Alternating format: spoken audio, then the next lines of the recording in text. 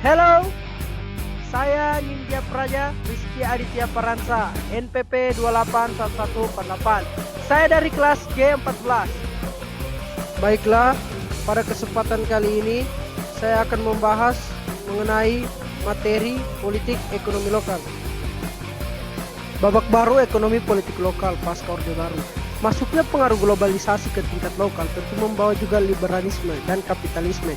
Globalisasi menjadi pintu gerbang bagi negara-negara kapitalis, berlindung di bawah bendera organisasi internasional, masuk ke negara-negara berkembang dengan semangat liberal dan kapitalis mereka.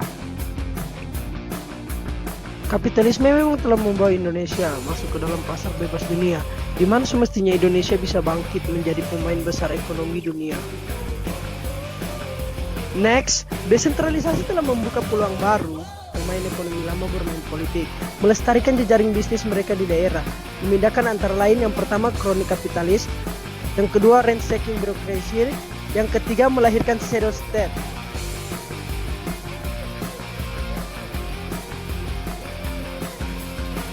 Teori dan konsep ekonomi politik.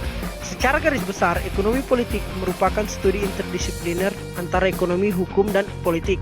Ilmu ini berbicara mulai dari bagaimana suatu sistem, misalnya kapitalis, sosialis, dan campuran di antara kedua saling berinteraksi, mempengaruhi kebijakan publik.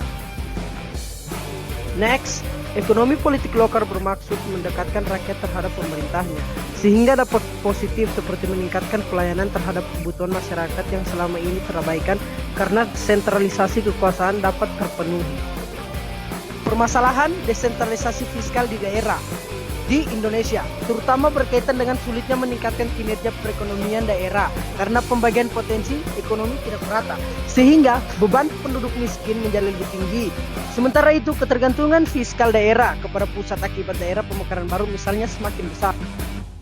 Next, dapat disimpulkan bahwa desentralisasi fiskal membutuhkan masa transisi berupa proses cukup lama untuk menumbuhkan semua potensi ekonomi yang ada.